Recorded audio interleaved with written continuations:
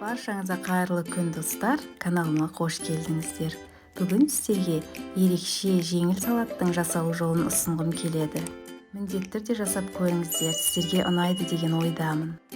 Бізге қажетті ингредиенттер: 300 грамм орам жапырақ, 2 дана қияр, 150 грамм консервіленген тәтті жүгері, 100 грамм майонез және укроп. Ең алдымен орам жапырақты жұқалап турап мискаға саламыз. Үстіне тұз сеуіп, қолмен кішкене қысып жұмсартамыз.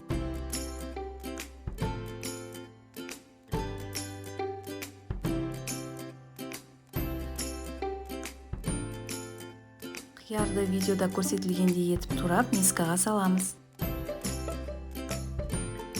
Укропты майдалап турап шығамыз. Мискаға укропты, содан жүгеріні салып, үстіне майонезді құйып, жақсылап араластырамыз. Осымен біздің салатымыз дайын. Дастарханға қойып ұсына берсеңіз болады. Осы рецептпен жасалатын салатты міндетті түрде жасап көріңіздер. Астарыңыз дәмді болсын. Назарларыңызға үлкен рахмет. Видеом ұнаса, каналыма тіркеліп, лайк басуды ұмытпаңыздар. Келесі кездескенше.